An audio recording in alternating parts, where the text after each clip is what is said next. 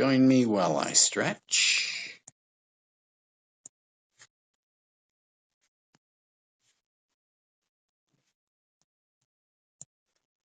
And ask.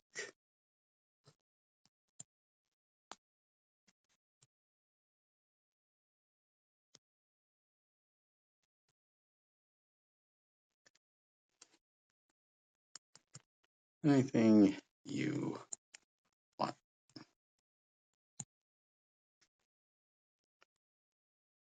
Fan me and your YouNow personal trainer.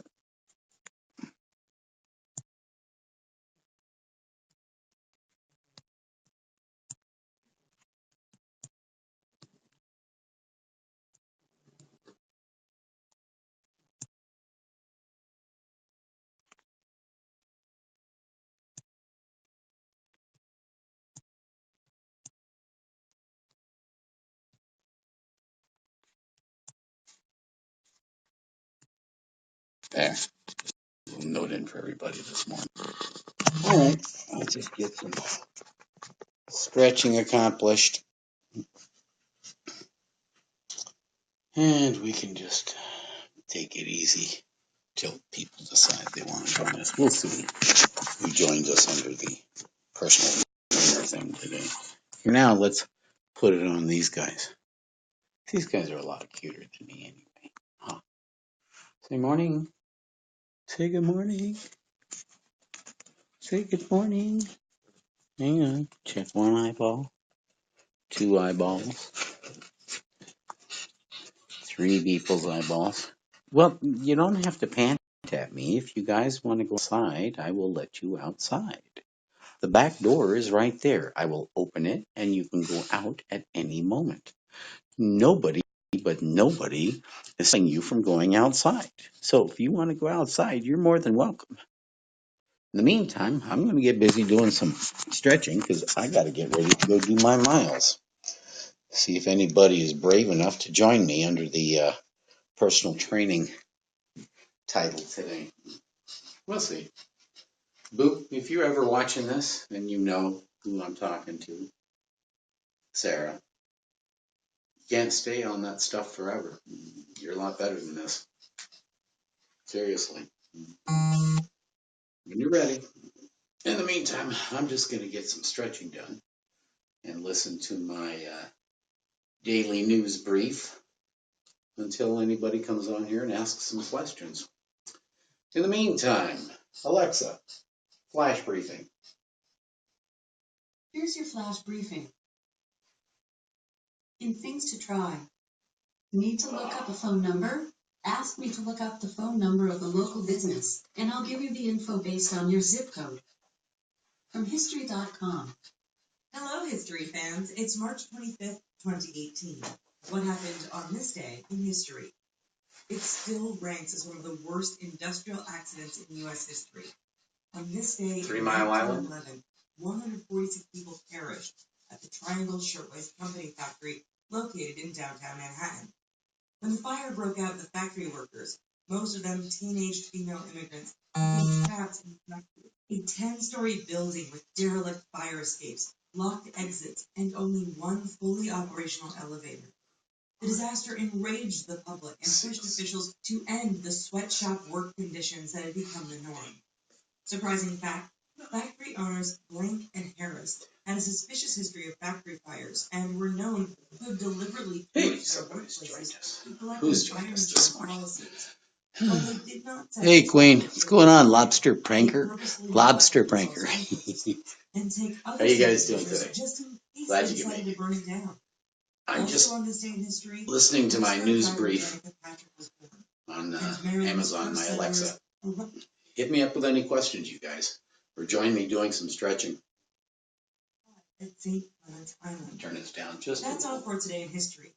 Tune in tomorrow to learn a little bit more about the and No sense competing with my Amazon Alexa. Anyhow, if you're sitting down, stand up. Here this one. ABC News. Just a heads up, I'm an ACE certified personal trainer and health coach, American Council on Exercise. So if you have any questions regarding losing weight, getting in shape, just overall health issues, because I'm a health coach, I help people lose weight and quit smoking are my two biggies. I used to be 115 pounds heavier, and I smoked cigarettes for 31 years. So I had the experience.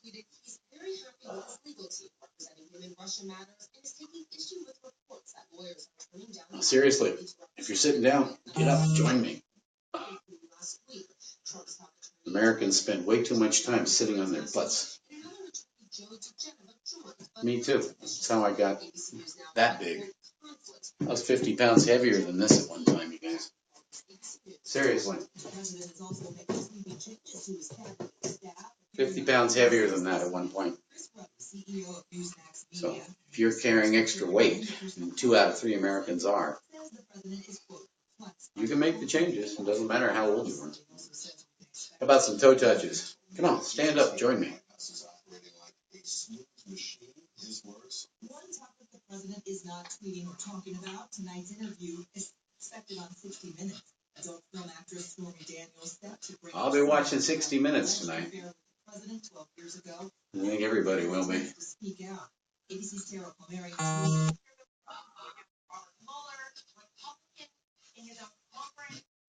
Did you guys watch or participate in any of those marches yesterday? Awesome. Absolutely awesome. I'm so proud of those guys. ABC's Tara Palmieri.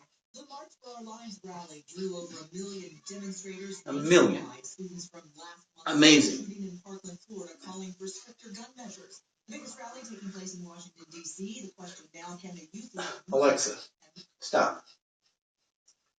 I'll give you my take on the gun issue. And I am a retired Marine. So I'll tell you what I believe. There's no need for any civilian to have an assault rifle. I'm a firm believer in the Second Amendment. Firm. But when the Second Amendment was written in 1791, you guys, we were shooting flintlocks and muskets.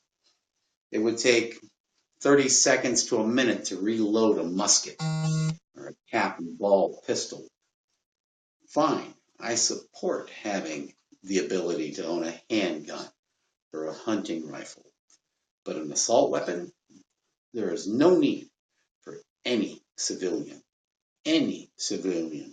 to have an assault rifle. With monstrous banana clips, I remember the banana clips from my M16. I could spit out, 30 rounds in one banana clip. Good Lord Almighty. And that, on fully automatic, that spits them all out in a matter of seconds. Nobody's going to go hunt deer with a rifle like that or boar. There's absolutely no need for anyone to have an assault rifle who's not in the military or in law enforcement. Period. That's my take on it, my opinion. As a retired Marine and a weapons expert, that's what I did. So we need a full-blown ban on assault weapons in this country. Period. 100% background checks on everybody. A delay period, just like we have here in California. You can't just go in anywhere and buy a gun here in California. Even if you get approved, if you get the background check approved, you still have to wait. It's either 7 or 10 days. They're just logical things and logical steps that we should take. So anyhow, it should have been done after Columbine. Prior to that, it should have been done almost 20 years ago. And I blame the NRA and I blame the inactivity of my freaking generation for not doing anything about it. Shame on us. Anyhow, if you're sitting down, get up. Do some stretching. If you have any questions, it doesn't have to be on personal training. It doesn't have to be on health issues. But if you're one of those folks who needs to lose weight, if you're one of the people currently who have pre-diabetes, I'm a full-blown diabetic, I understand. If you're someone who's got chronic back pain issues, Right? Again, I'm there. I understand. Hit me up. Any questions you have, I'll answer. If you haven't fanned me yet, go ahead and fan me. Then you can claim that you have a personal trainer, at least on this platform anyway. And yeah, I am hireable. You can hire me anytime you want. It's personaltrainingwithbrad.com. Personaltrainingwithbrad.com. And if you smoke cigarettes, I'll help you get rid of those for free. Vapes, doesn't matter. Tobacco is tobacco and is not good for you. I don't care who you are, what you do. Tobacco is not good for you. Anyhow, join me. Let's roll our hips around. What do you think, huh?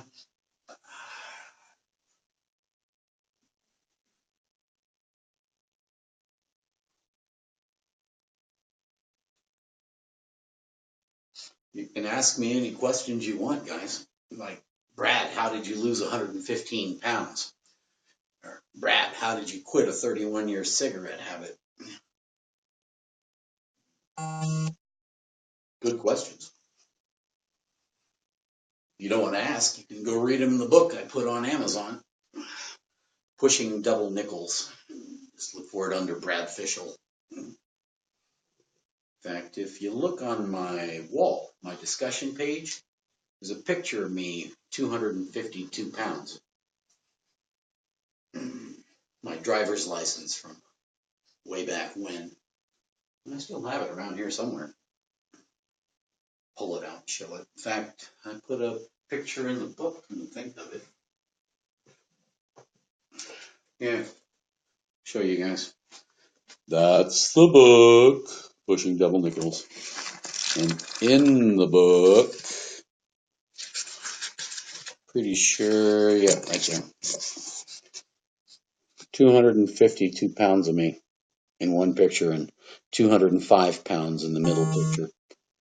One, yeah, 252 pounds. But more importantly, my body mass index, my BMI at that time was 38, 39. And if you don't know what your body mass index is, the BMI number, you can tell me your height and weight right now and I'll look it up for you, or you can go Google it. Take you 10 seconds to look up body mass index, calculator, BMI chart. Right?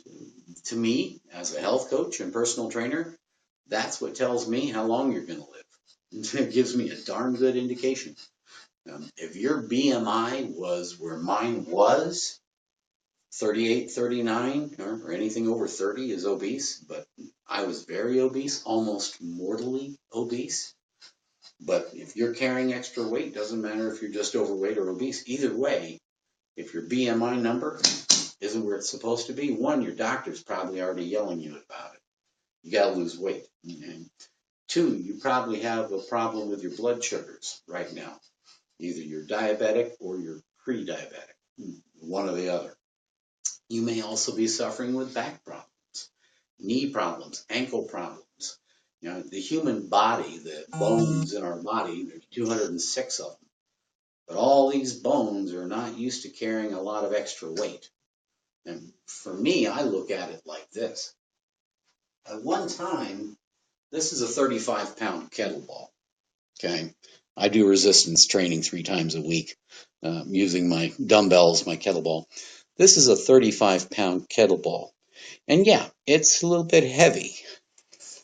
And imagine that I had a belt and I had it attached right here, up a little higher maybe. And then another one right here and another one right here. That's what I used to have attached to me, plus 10 pounds on top of that, because 3 of these is only 105 pounds. I took off 115 pounds from my heaviest. I've been at 138, 140 for years now. Between 2005 and 2013, I naturally, slowly took off 115 pounds. So from 252 at my heaviest to 138 where I'm at now, where I'll be probably the rest of my life. So if I can do it, and I didn't start till 46, you know, they hit me with type 2 diabetes and I was still smoking cigarettes at that time. Yeah, I didn't do myself any favors, you guys.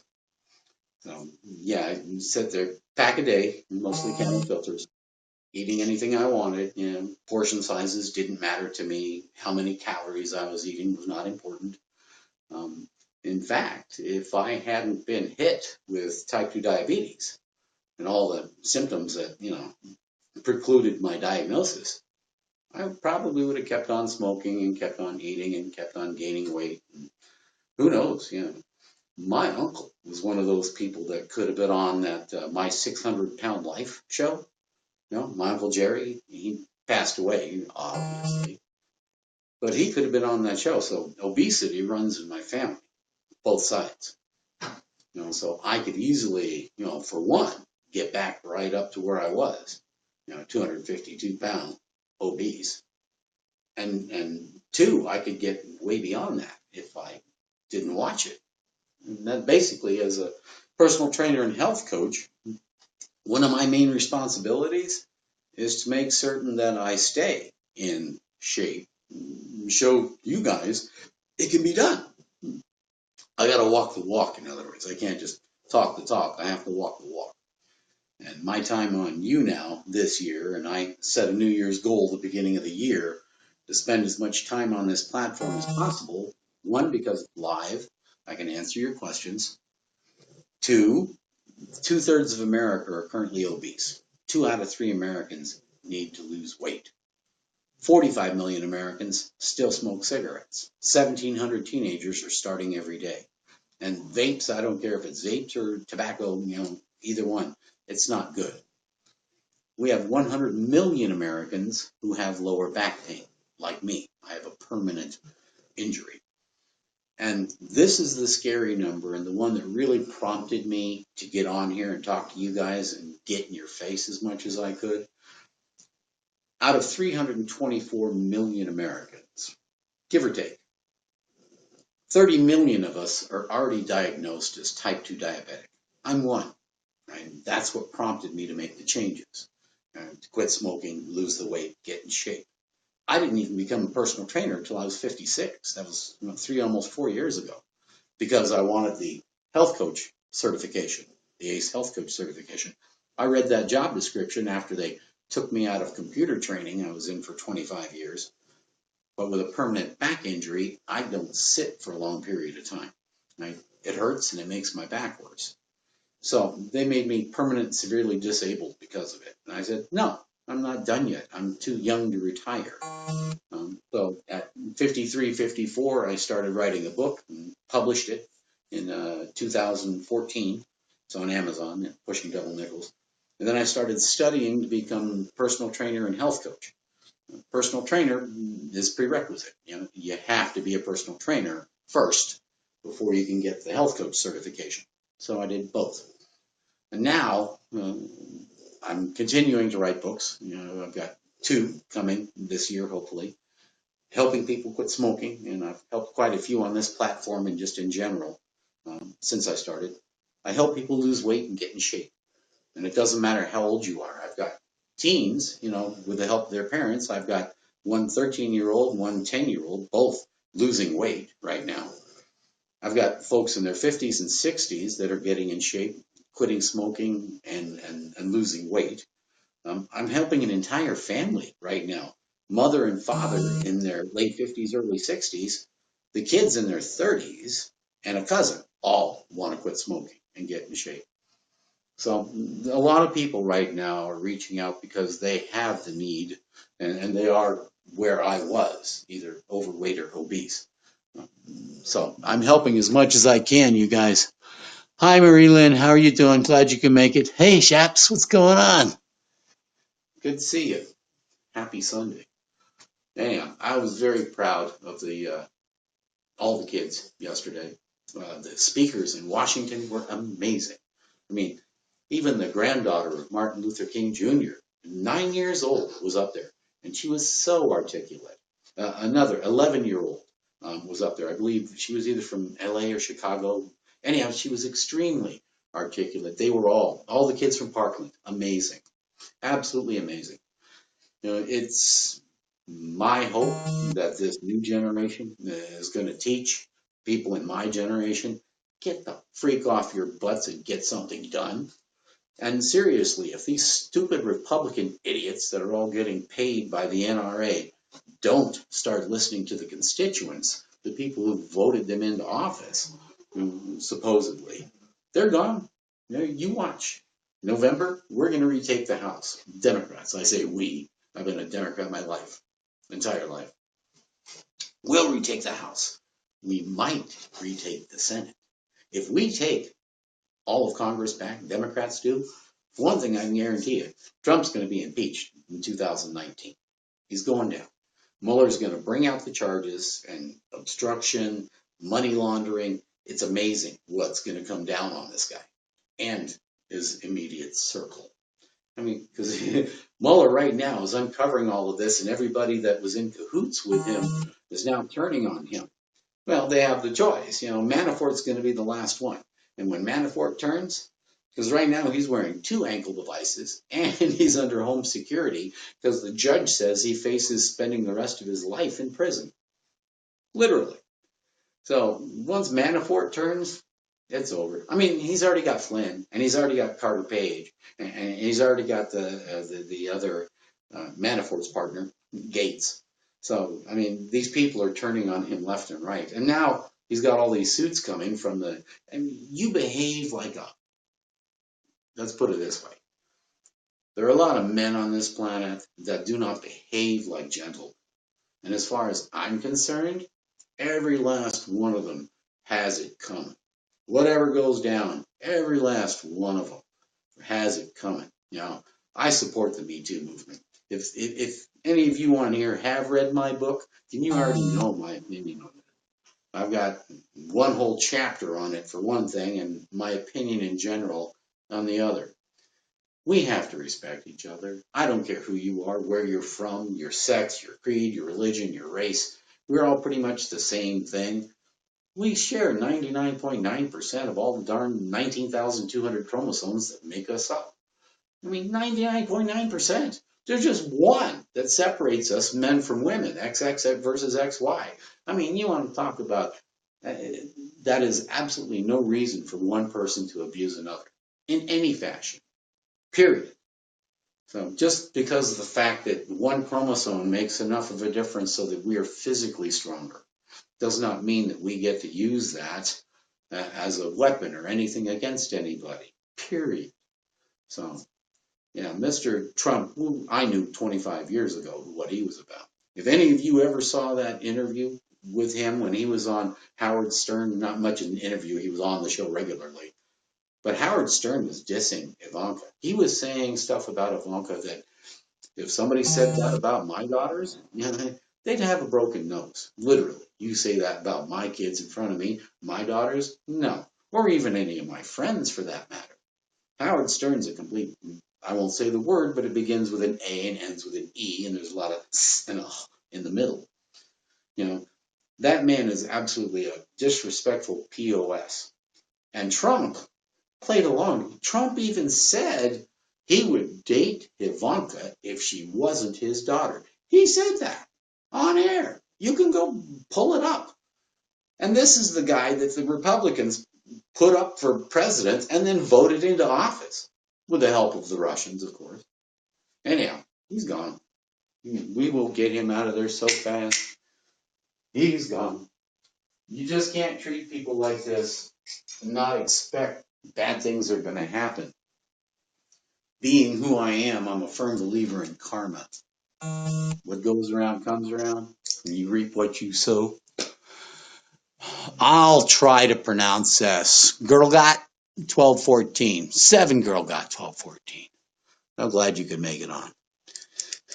Seriously, though, you guys, if you have any questions on personal training issues, seriously, if you have issues you need to lose weight, that's one of my specialties. If you're still smoking cigarettes, I help get rid of that too, especially if they're regular tobacco or vape, either one. But even if you use snuff or chew, it's still nasty, very nasty. Yeah, you guys, I'm warming up because eventually I'm going to be getting out to do my miles this morning. I do 4 miles 6 days a week, power walking for my cardio. I get my heart rate up to about 125 to 130 beats a minute for about an hour, 6 times a week. That allows me to keep my resting heart rate below 60 beats a minute. And you go, well, what does that mean, Brad? Well, the average resting heart rate is between 60 and 100 beats a minute. That's average. Anybody who's in the 60 to 100 beats a minute range, they consider average or normal. As far as I'm concerned, as a personal trainer, the lower your resting heart rate, the better shape your heart is in, the more in condition your heart is in, the more effectively it's pumping the blood through your system. So at 58 beats a minute, my 30-day average right now is about 58 beats a minute. I have a goal by the end of the year. I'd like to see it get down to around 55 beats a minute. That's my personal goal for resting heart rate. I have personal goals for everything, as you should as well.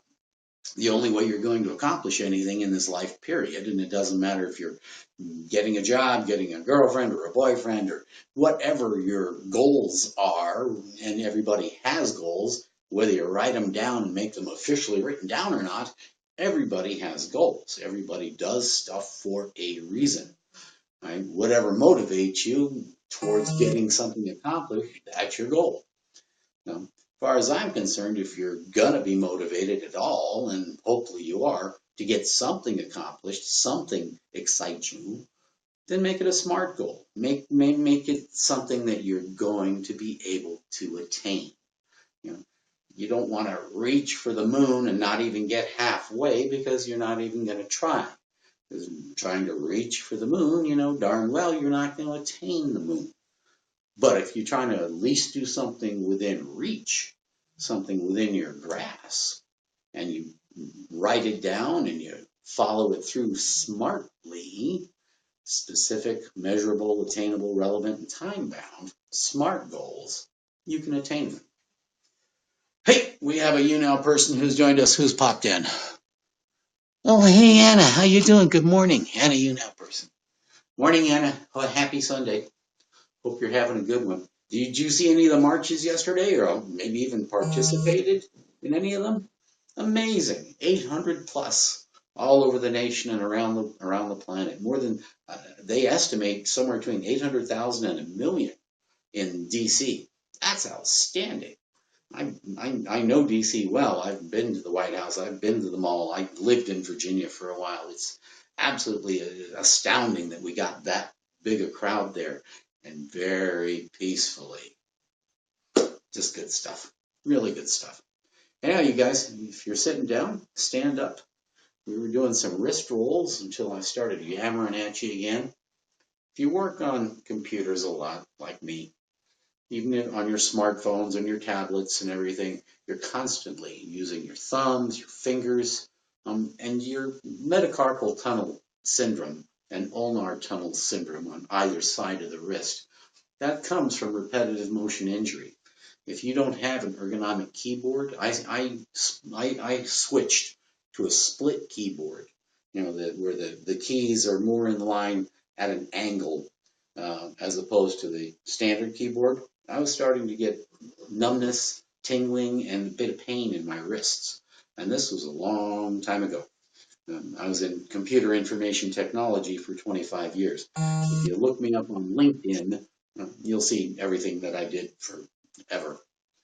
But I started getting numbness, mostly in the right side and in the ulnar, because I have a pinched ulnar nerve, I found out. But switching to a split keyboard, getting a wrist rest for my mouse, and a support pad in front of my keyboard really helped a lot. And of course, once I started writing a book, I switched over to using Dragon Naturally Speaking, and I talk to my computer more than anything these days, especially when I'm writing. But if you do ergonomics, do as much as you can with and if you're working on your smartphone, instead of holding it down and doing the head over bent like this, which I see a lot, that literally puts 25, 30 pounds of pressure on the top of your traps.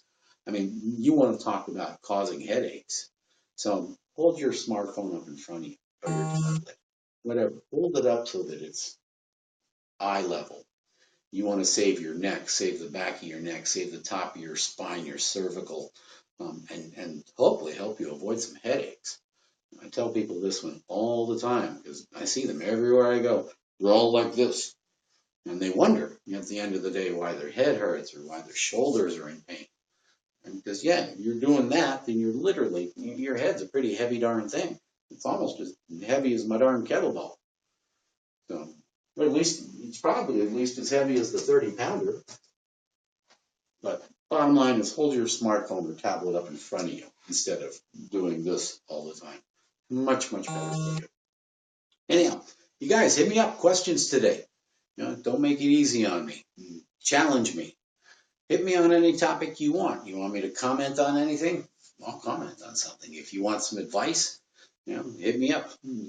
Don't make life that easy on me because for me, I like it better when you guys challenge me, especially if you've got a good question. And I've been answering a lot of good questions on here since the beginning of the year. Worked with a few folks who are anorexic right now, one I'm still working with. Uh, a gentleman who was dealing with depression issues. He couldn't sleep. He was depressed. And funny enough, having some amnesia issues. Sent him directly to his doctor. He needs to get scans done. Right? Few folks that I'm talking to right now, I'm helping with getting rid of the cigarettes. In fact, a whole family just signed up to get rid of their cigarette habit. Funny, a mother and father, late 50s, early 60s, two kids in their 30s, and one of their cousins all want to quit smoking right now. So I'm helping with the people that need to lose weight, people that need to manage their back pain, and we all have someone either we know who suffers it or we suffer it ourselves. 100 million Americans, 1 out of 3, suffer back pain of some sort. So I'm sure that may reach one of you guys as well. So if you're suffering back pain, one of the best things you can do is get off your butt. Especially if your back pain is associated with osteoarthritis like mine. Strong laid safe. Okay, well, good morning, Strong.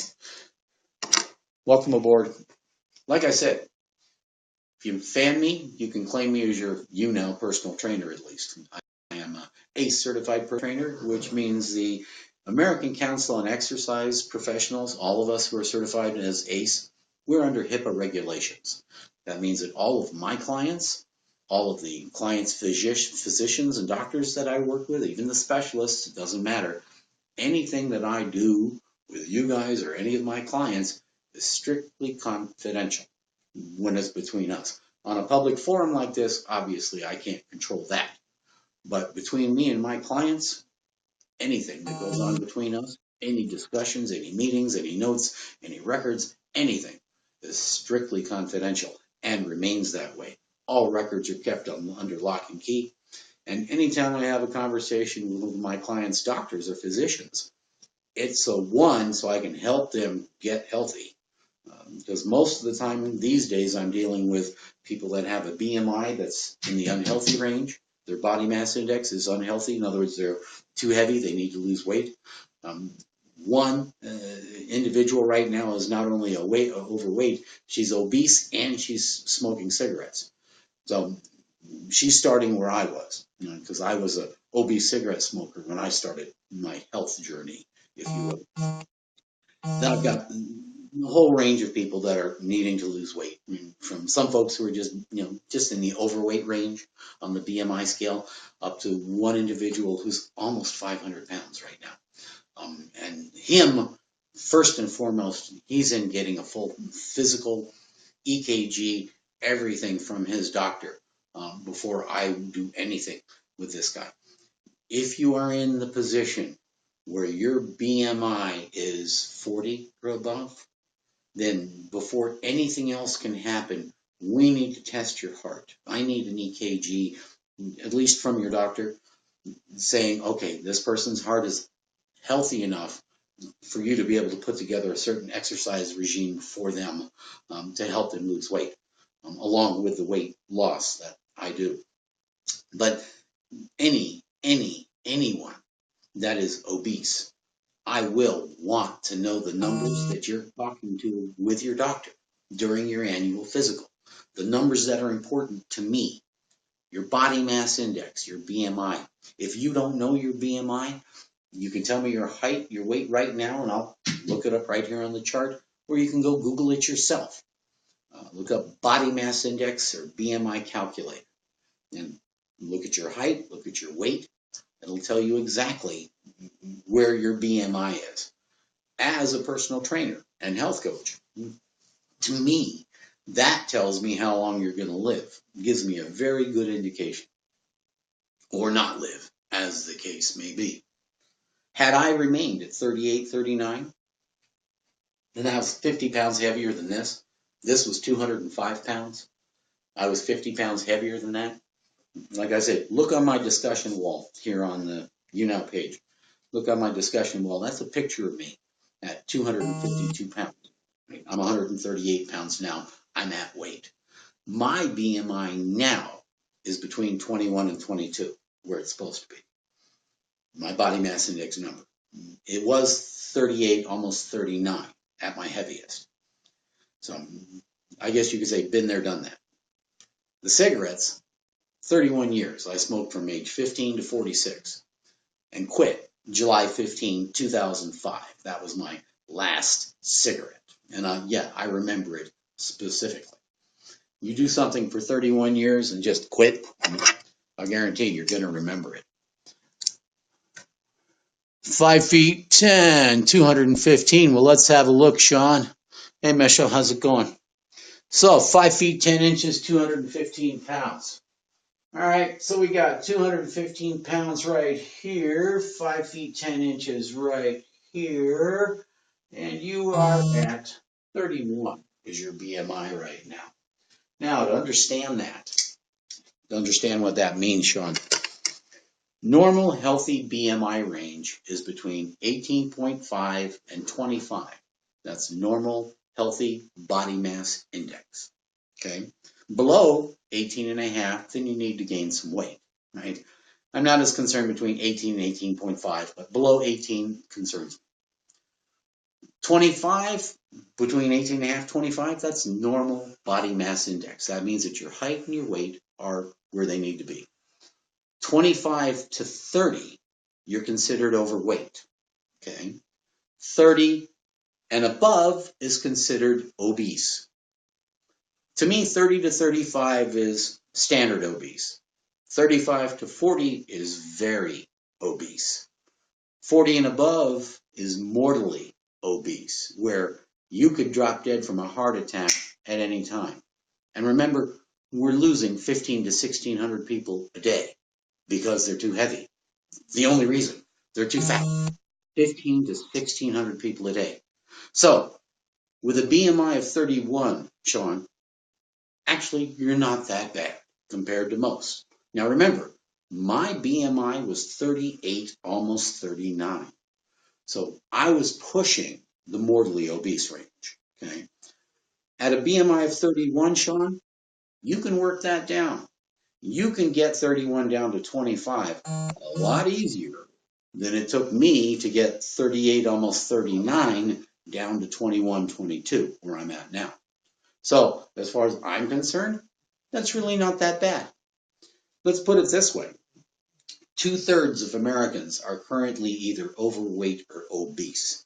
2 out of 3. You with me on this? We're talking 66% of the population, you guys. What's the lowest weight a person has ever been? Well, that's a darn good question, Triple Red. I haven't got the faintest clue. Well, I would imagine, whatever the littlest ounces are. When, to me, a person's a person the minute they have, the ability to, I guess you could say, breathe. So if you're talking adult weight, I would imagine it's probably pretty low. I've seen some very small humans in my time. Right?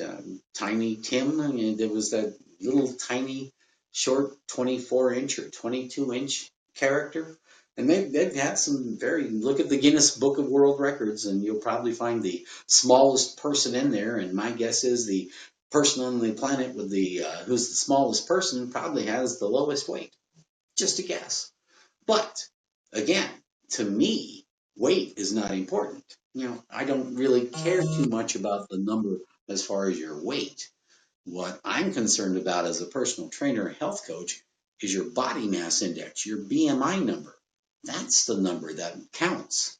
That's the number that really tells me if you're also one of those people who might be on the pre-diabetes list. It was one of the main reasons that I'm on here this year right now. My goal and my New Year's resolution for you guys on this platform. And the numbers are scary. Hey, Moon, how's it going? Well, Sean, I'm glad you exercise a lot. But, and here's the key, truly, and take it from somebody who knows, all right? The key to being healthy, one, you got to get your body mass index number where it needs to be. Obviously, for you, that means you need to take off some pounds. And I'll tell you, right now, approximately how many pounds you need to take off to get to where you want to be. Because one thing that's not going to change, you're always going to be 5 feet 10 inches tall, Sean. But for you to get down to, let's say, 25, so you need to get down to about, let's shoot for 170. Okay?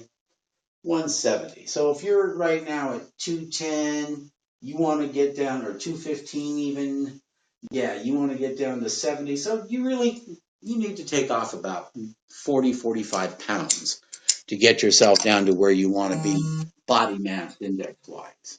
Now that's the important number, the BMI number. To me, the weight simply indicates, based on your height, whether or not your frame is carrying the right amount of weight, period. And that's the number that counts, the body mass index number. When I was at a BMI of 38, 39, 250 pounds of me, and still smoking cigarettes at that time, by the way. I did not do myself any favors. I was hit with type 2 diabetes. That's what prompted my changes. I was having the weirdest symptoms you've ever had, at least for me. Early 2005, I could not get enough to drink. Everything I drank, it didn't help. And it didn't matter what. Water, juice, soda, iced tea, anything. I could not get enough to drink. I was constantly thirsty to the point it was almost panicky at how bad it was.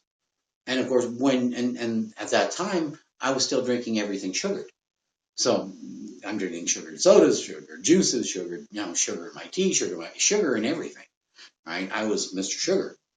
And of course, when you're downing more beverages that are all sugared, and you already have a high A1C that I didn't know, obviously, at that time, you're just going to make things worse, right? Naturally. And that's exactly what happened to me. I'm amazed that I didn't wind up in a diabetic coma. Seriously. Because by the time that I got in, had the lab tests done, and was sitting in my doctor's office in May 2005, my blood sugars, my A1C was probably around 11 something. I mean, it was in the range where I should have probably almost been put into the hospital or comatose or something, diabetic coma at that point. So for me, and sitting in my doctor's office that day when he confirmed, the fact that I had type 2 diabetes, I'm all stomach. Yeah, I know exactly what you mean, Sean. Guys, we tend to carry our weight. Gentlemen, we tend to carry our weight in our stomach. We really do. And unfortunately for us, that also creates more visceral fat. The subcutaneous fat, the fat that makes you big, right? That's nowhere near as dangerous as visceral fat. Now, the visceral fat is the fat that attaches to your internal organs, your pancreas, your liver, around your heart, right? The visceral fat is that really thick, nasty stuff that's attached to your internal organs. It'll shut down your liver, it'll kill your pancreas, and 15 to 1,600 people a day, every single day, are dropping dead from heart attacks and strokes because they're too heavy right now. Those are the numbers.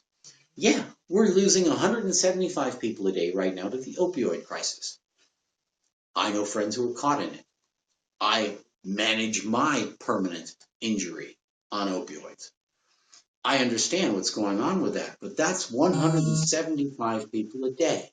And while that is a very unacceptable number, there shouldn't be any as far as I'm concerned. You compare 175 people a day to 15 to 1600 people a day, almost 10 times as many, but is anybody talking about it? Is anybody doing anything about it? Are we creating committees? Are they throwing funding at it? Is anything happening other than me getting on here and talking to you guys about this? Because the obesity epidemic, and yes, it's a freaking epidemic, when 2/3 of the United States, 2 out of 3 people right now are either overweight or obese. I was caught in that epidemic. I know. I understand. I've been there. And unfortunately, because it's been building slowly over time, 50 years we've been becoming fatter. 50 years. But only now is it getting to the point where, as a society, as a nation, it is killing us in record numbers. Not only that, 2 years in a row, 2 years in a row, lifespans have decreased in this country. You with me on this? The first time ever that it happened was a couple of years ago, about 3 years back, right? The first time that we realized lifespans have shortened, the average lifespan. And we've been tracking it for decades. When we first started tracking it, people were living into their 60s, right? Then into their 70s. The average lifespan got up into the 80s. Well, guess what, guys? For 2 years in a row, it's decreased. With all the modern medicine, with all genetics that we have coming out, with all the things in biotechnology and biomedicine, and everything that we do with the human genome now, we are living shorter lifespans. Why? And this is the one that really teased me off. It's obvious. I mean, it's slapping us in the face. Look left, look right. If your BMI is where it needs to be, all right, look left, look right. Because the person on your left is fat, the person on your right is very fat. And yeah, I'm not going to be politically correct on this because the time to be politically correct is over.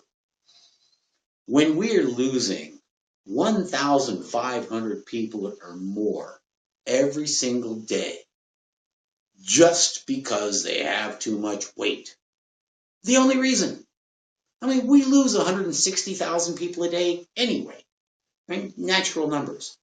But when I know that 1% of them are dying just because they're too fat, that is one of the leading, easiest things that we can prevent right now. And that's just the obesity. The obesity-related issues, right? Diabetes, high blood pressure, high cholesterol, fatty liver disease, coronary artery disease is still the leading cause of death in the United States. That's when your heart gets filled with plaque and all the fat from the saturated foods and the high fatty foods that we eat. And I say we because I'm included on that list. We are literally killing ourselves based on our diets. So Sean, when you're telling me that you exercise a lot and your BMI is, say, 30, 31, right in the beginning of obese range, what that tells me is what I already know. To be healthy, the balance, the formula, and it's a very simple formula. The formula for being healthy, 75% of your attention, 75% of the time that you spend on your health issues needs to be on what you're putting in your face, okay? 75% of your time has to be devoted to your nutrition, your diet, okay? 25% of your time has to go to your activity levels. Yeah, I'll use the E word, exercise, okay? So being healthy and getting healthy and staying healthy has to be and will always be 75% what you're eating, what you're putting in your body, and 25% what you're doing with your body. Activity, exercise, not sitting around all the time. So telling me that you exercise a lot is awesome. Okay. I love that because we are a sedentary society. So kudos to you on that. And my guess is exercising a lot has kept you from getting up to where I was, 38, 39 on the BMI chart. Okay. Severely obese, if you will. So exercising and the fact that you're already doing that 25%, awesome. Because that puts you ahead of 80% of the people in the country. Less than 20% of the population does any kind of exercise at all. Yeah, I know. Well, that's why 66% of the population are currently overweight or obese, 2/3. And this is the scary number, you guys. Out of 324 million of us in America, 30 million are already diagnosed as type 2 diabetic. I'm one. I'm a full-blown type 2 diabetic. My pancreas is only half working. I will be on medication the rest of my life. I take 2 different kinds of oral medication now. There was a point when I was trying to get my A1C, my blood sugars in line, where I had to stick a needle in my stomach. I did that for a whole year. Right? Believe me when I tell you, if you can avoid type 2 diabetes, do so. And right now, 84 million Americans, let me repeat that number. 84 million Americans are currently pre-diabetic. That's more than 1 out of 4. Pre-diabetic. You aren't familiar with the term? Go Google it. Go look it up. Yeah, I know. That's where we carry it in our stomachs. Thought you had another comment there, Sean. So what I'm recommending for you, Sean, okay, and pretty much for everybody, track your diet. Track your intake for a week. Literally. Write down everything that you put in your body for a whole week. Just keep a 3-ring binder, and every single day for a whole week, write down what you're putting in your face. Okay. I don't care if it's your lunch, your breakfast, snacks, latte at Starbucks. Hit the snack machine in the office and grab pretzels, whatever. If it has calories, right, and you put it in your face, write it down. Okay, for a whole week. Right? In fact, if you want, just send me an email and I'll send you my personal food log that I give to my clients. I'm sharing with everybody on here anyway. In fact, I'm just updating it, trying to get it done. But what you're putting down are what I call the 5 W's. Okay, the 5 W's. And you have 5 fingers, so it should be easy to remember. Right? For the food log, you're going to write down what you ate and be specific. Right? For instance, Alexa, how many calories are in a McDonald's double quarter pounder with cheese? McDonald's double quarter pounder with cheese contains 262 calories per 100 grams, 74 calories per ounce.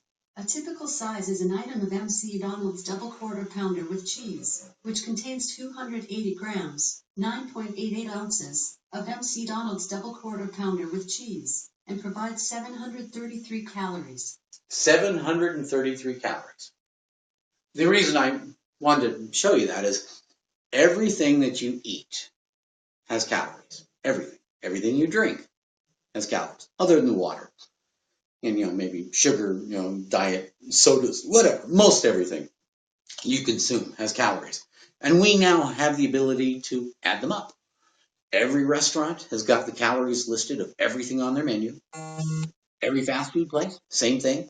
You can Google it, you can Siri it, you can find out easily how many calories are in whatever you're consuming. Okay? So you want to work on getting that 25% supported, Sean, with that 75%, which is keeping an eye on what's going in the system. All right, so the 5 W's that we're working on for the food log, it's food and activity log. Like I said, if you want it, just message me and I'll send it to you. But what? Everything that goes in your face for a whole week. What? Be specific. And if you know the calories, write down the calories. When? So you write down what you ate. I want to know what time you ate it. When did you consume that, whatever you consumed? Where? Did you have that meal in a restaurant, at home, in the office, in your car? You'd be surprised at some of the strange places people consume stuff. Who? Did you eat alone or did you eat with somebody? Okay. And then why? Why did you consume what you consumed? Right? I'm finding a lot. People are not eating based on hunger. There tend to be a lot more issues going on with the consumption of food. Emotional issues, psychological issues, mental issues, many issues. There's one reason it's called comfort food. I have my own comfort food. I understand. I love steak. I love fried chicken. In fact, today I'm making meatloaf.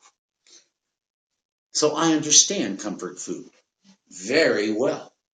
Like I say, if you look on my wall, you'll see a picture of me 115 pounds ago. When I was 252 pounds, my BMI was 38, 39, right? And still smoking cigarettes at that time. So for me, getting my health back in order was a matter of whether or not I wanted to have toes cut off, fingers cut off, lose my eyesight, and eventually die. Because had I remained at that weight, 252 pounds, and this was 13 years ago, had I stayed at a BMI of 38, 39, and probably would have gone higher, had I kept on smoking my cigarettes, had I just ignored my doctor when he told me, you're a full-blown type 2 diabetic, you need to maintain your blood sugars, get your blood sugars down, right? Or you're going to lose toes and fingers and you'll go blind and eventually it'll kill you. Had I just ignored all of that, I am quite convinced I would have kicked it in my sleep or just by some heart attack or stroke long ago. I would not be standing here today. I certainly would not have become a personal trainer 3-4 years ago and health coach 3-4 years ago at the ripe age of 56. Right? I'm here to tell you, if you're one of the people who are where I was, right, overweight or obese, even if you're still smoking cigarettes, even if you've been hit with the pre-diabetes, which I prefer somebody gets hit with first. I wasn't even on the pre-diabetes list. I mean, nobody ever told me, right, ever, that because you're getting heavy, because you're getting fat, you might be getting diabetes on top of it. For me, adult onset diabetes was never something that ever crossed my mind, ever. And if I had not had all those strange symptoms that I had at the beginning of 2005, and gotten in and got my blood test done, like I say, I'm pretty sure I would have kicked it a long time ago. My current goal is to live well past 100, happy, healthy, without drooling and wearing diapers. Right? And every single one of you guys, and I guarantee you that I would be willing to bet every one of you are younger than me on here. Most of the folks on this platform are between 10 and 30, I'm finding. My kids are on here. I have friends of my friends' kids who are on here. Right? The bottom line is you guys, and I have 4 kids between 20 and 30. 4. I want every one of you guys to be living to 100 years and better. With the modern technology and modern medicine and everything that we're figuring out, we may be able to literally end the aging process within a generation. Within the next 30 years, we may actually figure out how to stop the cells dying in our body, the telomeres on the end of our cells. We are literally within grasp of living for hundreds of years. Hundreds of years, like you're 30 or 40, right? But if we don't start controlling ourselves with our diets and portion sizes, because America has become supersized. Go look at that movie, Supersize Me. I'm not kidding. I was one. Every single day at lunch when I was in computer training, I'd be out at one of the fast food places, burgers, fries, shakes, back to the office, scarf it down, sitting around the rest of the day, go home, feed my face again, sit around the rest of the night watching TV or working on the computer. This went on for, I was a fat, happy dad, okay? And if I had not been hit with those diabetes, right, type 2 diabetes, and believe me, it's not something that I'm happy about. But it was my warning signal. That was my warning sign. That was what we in the industry now call the perceived health threat, right? Because many people, I'd say most of you out there, you're not sitting there thinking about what's my blood sugar levels, right? Am I possibly pre-diabetic, or am I too heavy? Gaining weight and getting fat does not have any symptoms normally. Putting on weight is not something that's going to give you a sore throat or a fever or a headache or runny nose, right?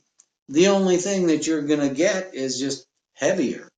And until your endocrine system goes into revolt, your pancreas says, well, hey, I'm not going to pump out the insulin that you need for all the stuff you're putting in your body. And eventually, not only that, it'll start to die off. And your pancreas will go, hey, toodaloo, ta-ta. So, before you ever get to that point, ever, and that's one of the reasons I'm on here now, 84 million Americans out of 324 are pre-diabetic right now. More than 1 out of 4. Guarantee you. You may be on that list. Sean, you may be on that list. I want you to go find out. If you don't know what your A1C number is, if you don't get your annual physical done, you need to get it done. I don't care if you're 5 or 105. One of the most important people in your life should be your primary care physician, your doctor. That's the person who you should be talking about your BMI, your blood pressure, your cholesterol, so that means your good, your bad, and your triglycerides, and your A1C, your blood sugars. To me, the two numbers that are going to tell me how healthy you are and how long you may potentially live is your body mass index, your BMI number, and your A1C. The other numbers are important, your blood pressure, your cholesterol, your resting heart rate for one thing. But the two numbers right now that are creating an epidemic, two epidemics in this country, obesity, too much weight, your BMI is not where it needs to be, your unhealthy range, and blood sugars. 84 million people are on the line right now of becoming full-blown type 2 diabetics like me, of having to possibly having to inject themselves with a needle in their stomach to keep living. I would hope that anybody who's faced with that possibility, had I known in advance that I was pre-diabetic, long before I got full-blown type 2 diabetes, had somebody said, you need to find out, I would have done so. I would have had the test done. I would have found out if my A1C was at the point where I was becoming a full-blown type 2 diabetic. Now, the good news about being a pre-diabetic, that's not a death sentence. That does not mean you have to get full-blown type 2 diabetes, mellitus, right? Or what we call adult onset diabetes, compared to type 1 diabetes, which normally happens in the teen years. Although type 2 is becoming more and more prevalent with the younger because we have an obesity epidemic happening with the kids right now as well. That's why I've got several children with their parents who I'm working with right now to help them get the weight off. The earlier, the younger, the sooner that we can get to work on this, you can get to work on this, the better.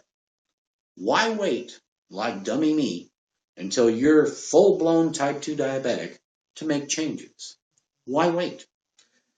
I don't have to stand there in front of you right now and say, it looks to me like you need to lose weight.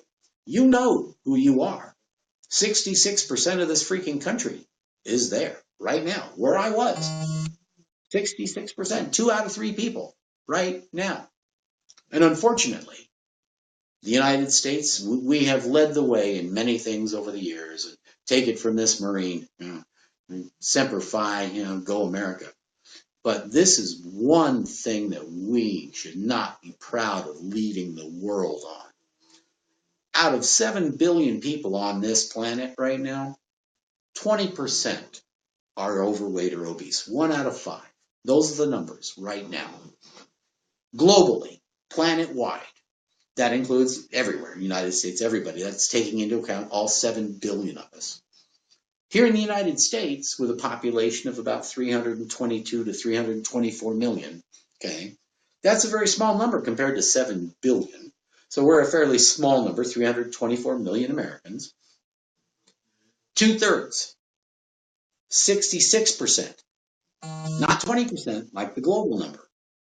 66% of Americans are currently overweight or obese. And you don't have to take it from me. You can go find all this information online. Go Google it.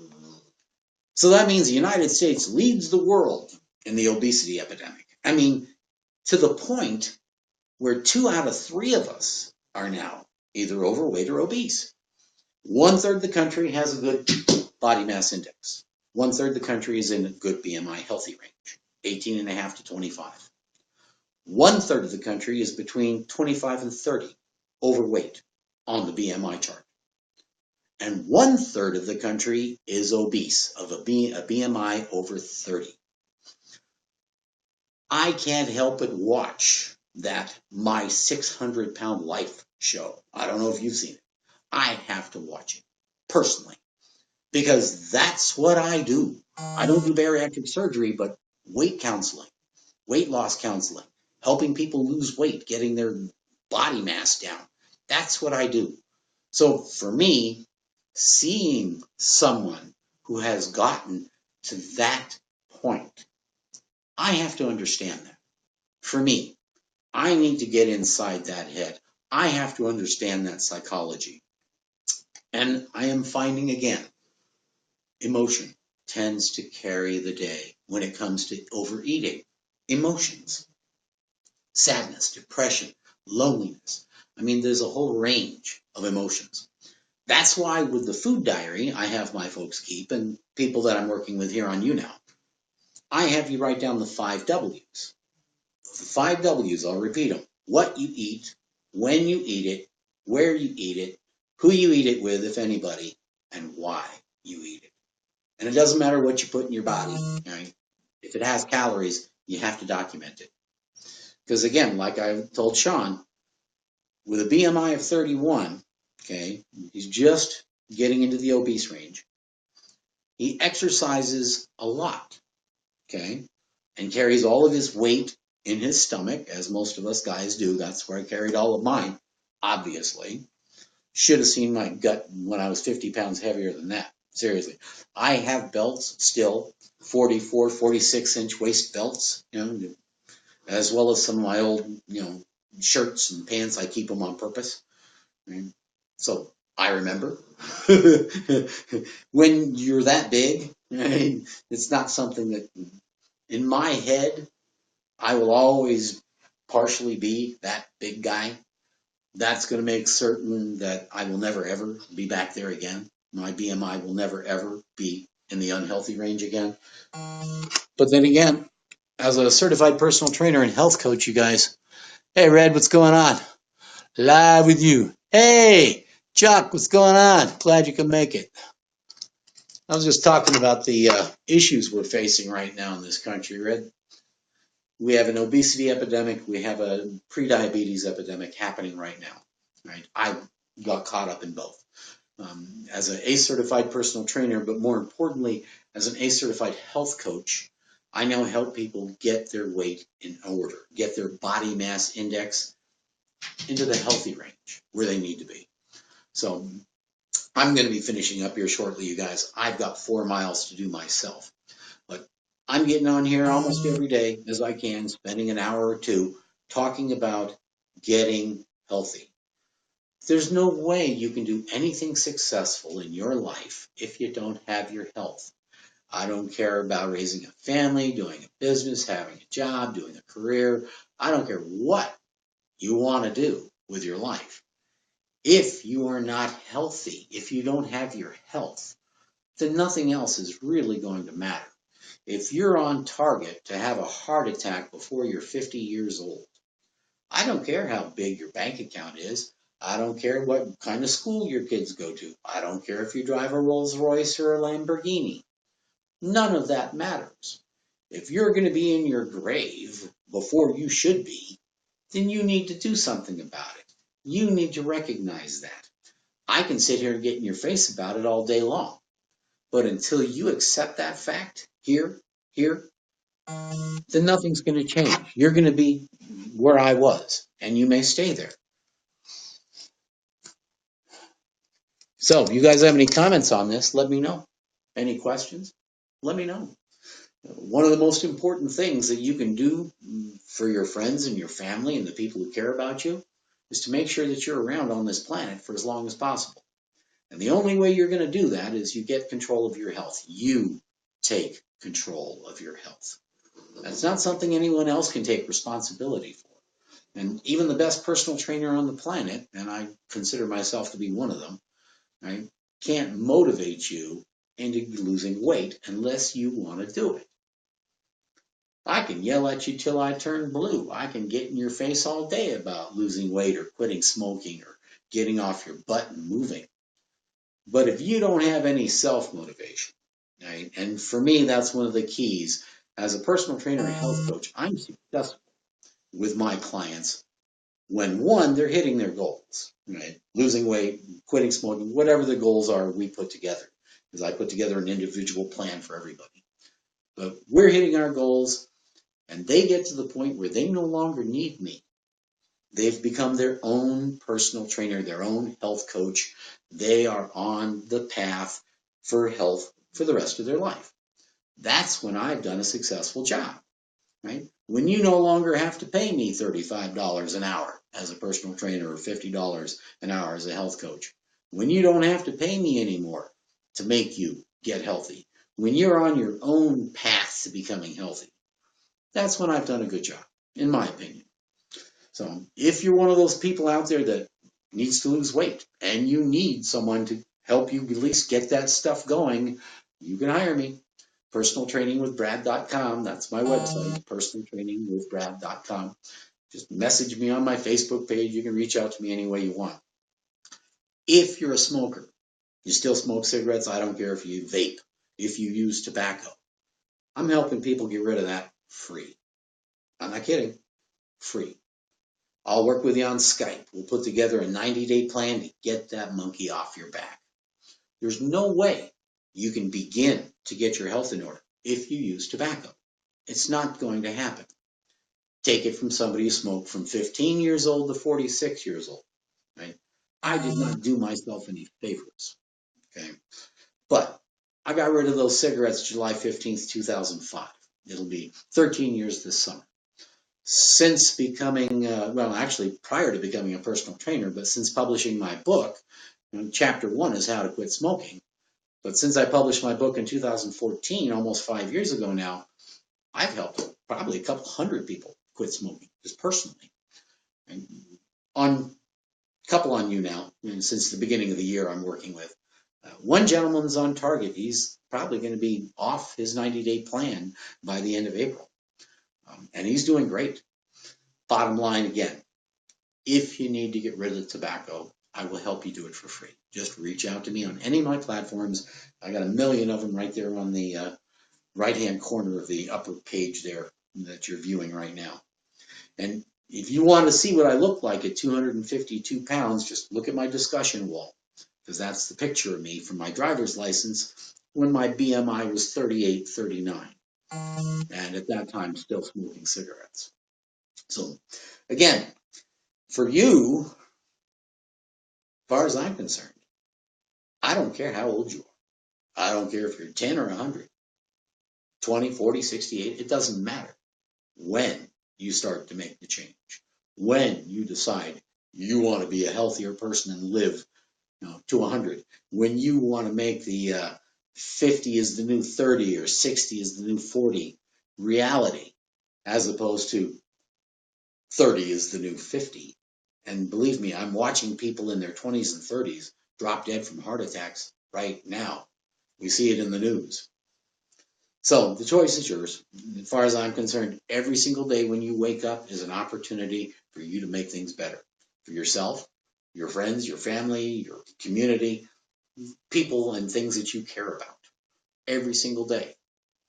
Because like I said, we are losing 15 to 1,600 people a day right now, just because they're either fat or very fat. Hey Jay, what's going on? Aspie, what you doing? Sat here smoking. Yeah, I can imagine. There's like I say, BMI is 23.3. Awesome. I like the BMI. The BMI is in the healthy range. Unfortunately, the cigarettes are not. I can't condemn you. Remember, I had a cigarette in my mouth, pack a day, Camel filter smoker, right, for 31 years, from 15 years old to 46 years old. You're probably somewhere in between there. So for you to sit there and have a cigarette right now, I can't say anything other than you'd be really wise to get rid of them. That's what I can say. Because I know what it's doing to your body. Take it from soda. All I do is smoke and drink. 180 pounds, 6'2". Well, that's okay. My guess is you're probably still pretty young, under 30, maybe even under 25. Right? Once you're doing that into your 40s, right, that's when it might catch up with you, like it did with me. Because I got up to 38, 39 on the BMI range. My BMI was 38, 39. Right? And still smoking cigarettes, at 46 years old, right? And I was hit with type 2 diabetes. It's the only reason I quit. The only reason I started losing weight. I was hit with type 2 diabetes, right? So I quit. I got rid of them July 15, 2005, last one, right? And since then, I just help other people quit smoking. And I'm doing it free. So once you've decided you want to get that monkey off your back, and you have to decide it's got to be here and here, literally. I mean, I can tell you need to quit smoking until I turn blue. That's not going to make you want to quit smoking. But when you're ready, right, to get rid of them, I'll help you do it free. Just reach out, either this platform, YouNow platform, Facebook page, it doesn't matter. You can hit my website, personaltrainingwithbrad.com, personaltrainingwithbrad.com. I'll help you get rid of them when you're ready. Right? Until you're ready, though, it's not really going to matter. 34. Yeah. Expensive. 30. Oh, yeah, it's crazy. It's amazing the cost of those things these days. Seriously. Let's put it this way, that the physical cost money-wise, as far as I'm concerned, though, is still not as bad as the cost physically, what you're doing to your internal systems. I'm quite convinced that my cigarette smoking didn't do me any good at all. And here's how I know for sure. Every single year, pretty much, from 15 to 46, I would get an upper respiratory infection, usually bronchitis. Had to take bronchitis or antibiotics for it. Now remember also, and I'll share, I use marijuana. I use medical marijuana. I have used marijuana my entire life. In fact, I started smoking first, right? And the cigarettes probably led me to marijuana. Okay. But I've used marijuana my entire life, right? I still do. And it helps me manage my chronic back pain and take less pain meds for a permanent injury. Medical marijuana, something I've used for 43 years now, almost 44 years. Right? Cigarettes I smoked till I was 46, which was almost 13 years ago. Every single year that I smoked cigarettes, I got an upper respiratory infection, bronchitis, usually. Since quitting, and it'll be 13 years ago this July, since quitting, I haven't had bronchitis once. I haven't had an upper respiratory infection, well, other than a bit of cold or flu bug a few years back. Once. In almost 13 years. What does that tell me? That tells me cigarettes were very bad for me. Period. Just for that fact. But if I can get rid of the damn things, if I can get rid of the darn things after 31 years, yeah, I'm going to be 59 years old in about 3 weeks. Yep, April 20, 1959 was my birthday. Yeah, I'm not a youngster. Well, let's put it this way, chronologically anyway. CBD oil is awesome. Now remember, the big myth about marijuana is that everybody uses it to get high. Bullshit. Excuse my Latin. Marijuana has medicinal uses and has for thousands of years. Right? The people that are smart, recent Harvard doctors have put out a study debunking all the stupid myths. CBD, your cannabinoids, that would help with manage pain. There are no psychoactive compounds in CBD oil. That is strictly for pain. That's not going to get anybody high. So not every type of marijuana is designed to get people high. There are marijuana strains that are designed strictly to help people manage pain, for one thing, glaucoma issues for another. So, yeah, if you're smart, then you talk to somebody who knows what they're talking about when it comes to that. Well, thanks, Aspie. I appreciate that. And yeah, my last girlfriend was a millennial. So. But then again, the point that I'm trying to make and the reason that I get on here as much as I do, people can make changes at any age. You're only 34. You're 12 years younger than when I even started considering getting healthy. Right? For me, I was 46 years old, 252 pounds, smoking a pack of Camel filters a day and just stuffing my face with anything.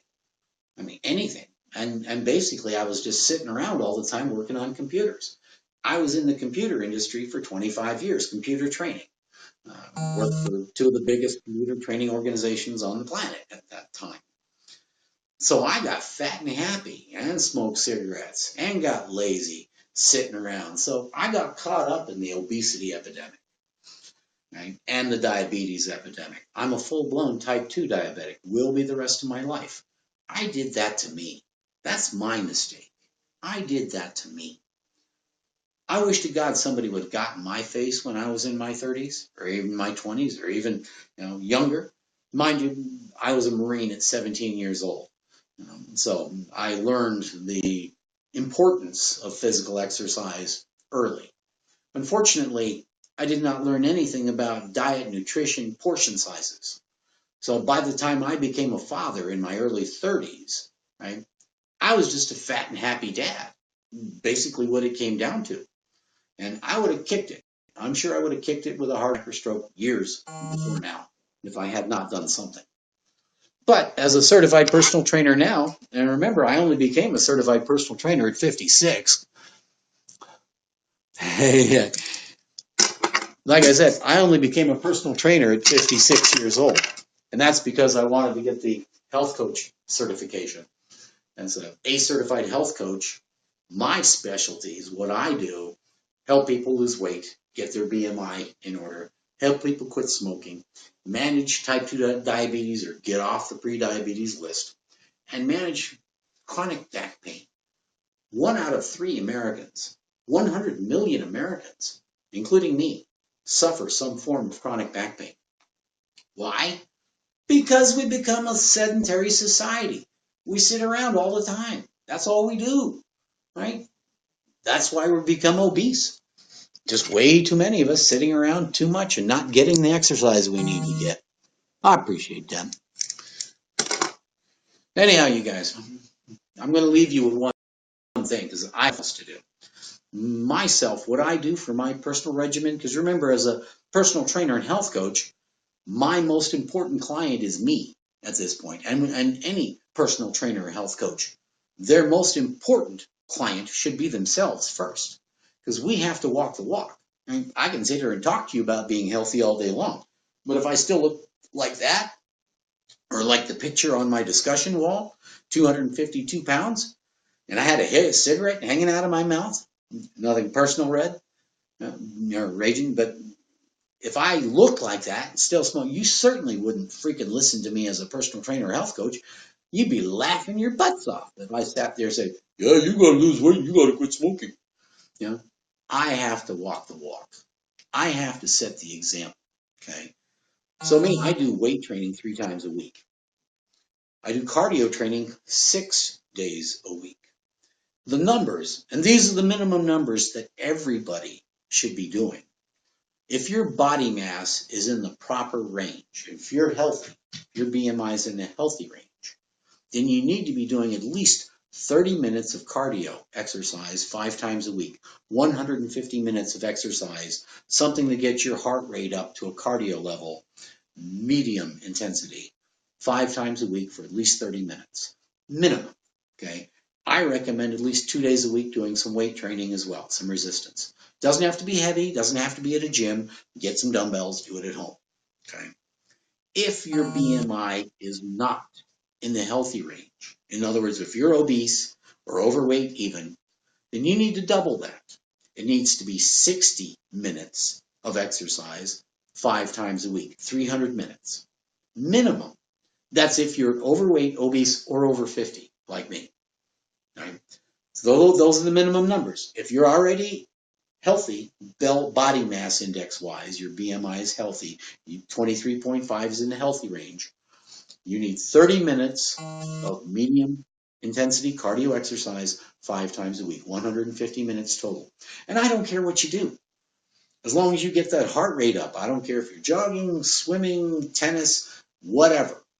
30 minutes, get that heart rate up 5 times a week. If you're overweight or obese, then you need to double that number, or over 50. 60 minutes, 5 times a week, 300 minutes. And again, I don't care what you do, as long as you do something that gets your heart rate up to that level. Why? Well, here, let me leave you with a negative and a positive before I get going for today.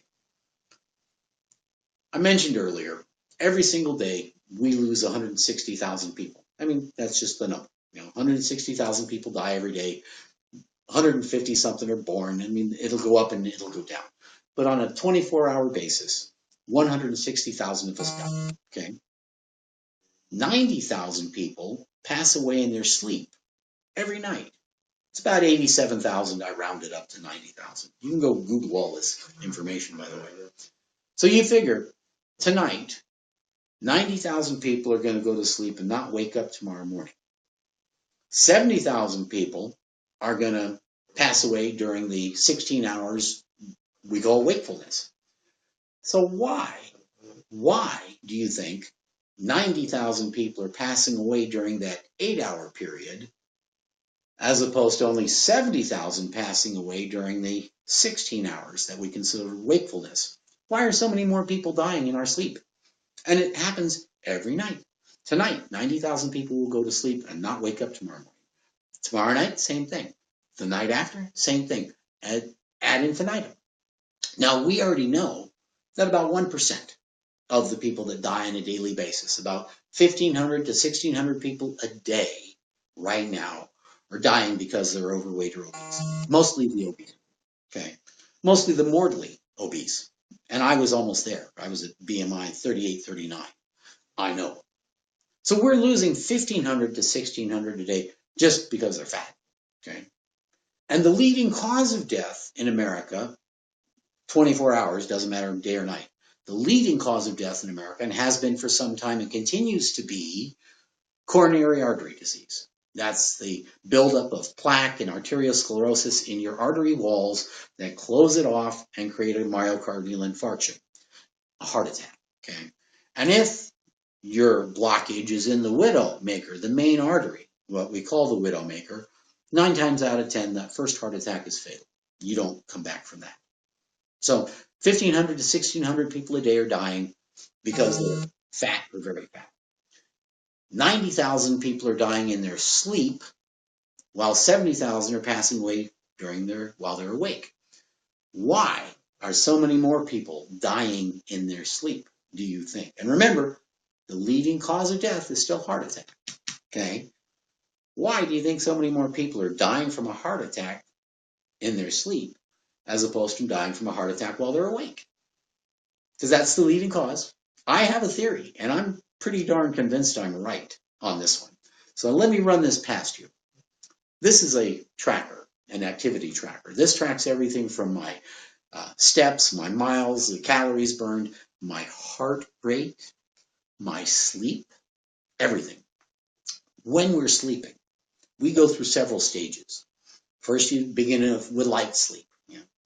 Then you move into deep sleep. And then you'll move into REM sleep, rapid eye movement sleep. Now, this is the key. During REM sleep, your body is literally frozen in position. All right? Their hormones are released that freeze your muscles, literally, so that you don't act out what you're dreaming and hurt yourself and anyone else. Sleepwalkers have bypassed that and have a little bit of issue to deal with on that. But in general, when you're in REM sleep, and that's when your eyeballs are going back and forth and your brain is fully active, your heart is reflecting what's going on in your dream. So, and think about this. You watched a scary movie that night before you went to bed, okay? And a monster's chasing you in your dream, okay?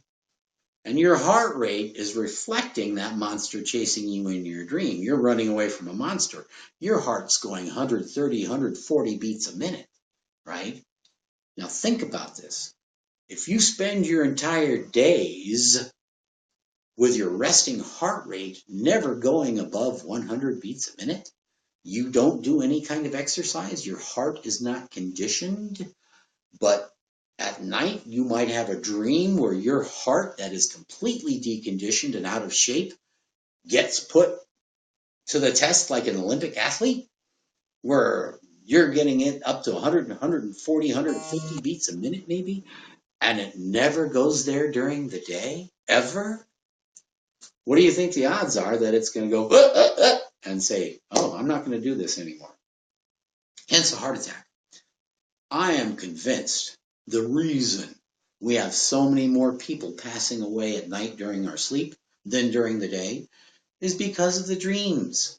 Because when we're in rapid eye movement sleep, when we're in REM sleep, the heart is reacting the exact same way as if you're wide awake and doing that activity. The heart doesn't know any difference. The heart is not aware that you're sleeping and dreaming. The heart just knows, hey, I got to react to the stimulant that's the brain is putting into my system. Well, of course, not only that, but when you're overweight, especially if you're obese, like me, when I was obese, I snored. Now, snoring basically is what happens when you're closing off the airway in the back of your throat. Part of your uvula, if you will, is closing up, creating the snoring because you're overweight. If you're snoring, if you have sleep apnea, one, it's going to disrupt your sleep patterns. You're not going to sleep anywhere near as long as you need to, and you won't get the restful kind of sleep you need. So being overweight or obese is going to disrupt and affect your sleeping patterns as well. Anytime your endocrine system is not acting normally, anytime your blood sugars are out of range, your blood pressure is too high, your cholesterol is not where it needs to be, any of those issues can also affect your sleep patterns. When you're carrying too much lipids, when the fat, the soluble fat in your blood, right, is way at high levels, and that's from your cholesterols, you'll find that out. That also clogs up the thinking center. One of the best ways that you can think more clearly, lose weight. Seriously, taking off weight helps the brain work better. It's been proven. Hey, YouNow, how's it going? Thanks, Fast Pete. Yeah, when you're ready to get rid of those smokes, let me know, dude. I'll help you. Seriously, if you can get rid of them before you turn 40, you'll be in a much better position than I was. Don't wait another 12 years before you get rid of those things. Seriously. But anyhow, good questions. Keep that BMI where it's at and keep the exercise going. Just to see if you can get rid of those smokes. Literally. Best thing you can do for yourself, get rid of those smokes. Hey, little Toad, what's happening? I was just getting ready to finish up. I got to get out and go do my miles. I've been yammering at you guys for a while today. But like I said, every night we're losing 90,000 people in their sleep. Every night. So what is it? Hey, no worries. Glad you could make it at least for a couple of minutes anyway. I'm gonna leave you guys with a positive. Okay. Because the negative obviously is that 90,000 people die in their sleep every night. That's a negative, okay? Every night. So tonight, 90,000 people will crawl into their bed and curl up with their pillow, and their eyes won't open tomorrow morning. And tomorrow night, the same thing will happen, and the night after, the same thing will happen. And I'm convinced a lot of them are having heart attacks in their sleep because they're overweight, they're obese, they're sedentary, their hearts are deconditioned. It's happening during the day as well.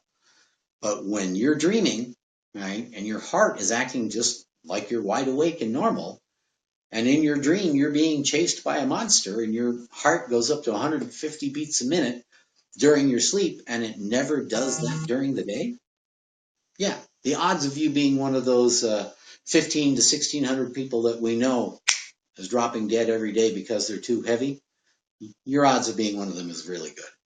Right? Being one of the 90,000 who pass away in your sleep every night, if you're overweight or obese, especially if you were older like I was and completely deconditioned, again, the odds of you passing away go up that much. So the best thing that you can do is, one, in the morning, when your eyes open up, first and foremost, thank goodness, because you just beat 90,000 people. Keep in mind, when your eyes open up every morning, 90,000 people did not. Tonight, tomorrow night, every single night, and every single morning that your eyes open up, you're on top of the game ahead of 90,000 people. And just the fact that your eyes open up means you're still in the game, period, ahead of 90,000 people who will never, ever have a chance to go to bat again. 90,000 people who will never have a chance to lose weight, quit smoking, see their grandkids, whatever, every single night. So in the morning, tomorrow morning, when you wake up, I want you to remember, Coach Brad said, from this point on, everything's gravy. The glass is half full. It has to be. You're still in the game. You're still awake. And remember, this isn't just happening to older people. People in their 20s and 30s are dropping dead from heart attacks and strokes right now. You'll see it in the news.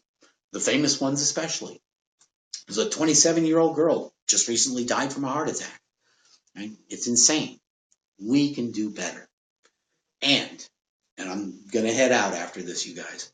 As long as you wake up in the morning, as long as your eyes open up, that means that you have the opportunity to make things better. And I don't care how old you are. I didn't start taking control of my health till I was 46 years old. I smoked cigarettes for 31 years. I got up to a BMI of 38, 39. My weight was 115 pounds heavier than I am now. And if I can get rid of the cigarettes, naturally walk off 115 pounds over 8 years, become a certified freaking personal trainer at age 56, so I could be a health coach for you guys, that's what I wanted. If I can do all of this, you can most certainly do it. Anybody can. It doesn't matter how old you are. The body is like a lump of clay. It's malleable. You can form it any way you want. The choice is really yours on a daily basis. You want to be driving a broken down old minivan? Or would you rather drive a sports car or a muscle car? I don't care how old you are, 20, 40, 60, 80. I can take a 100-year-old person and find ways to make them better. Put on a little muscle, even on a 100-pound person. You can do those changes.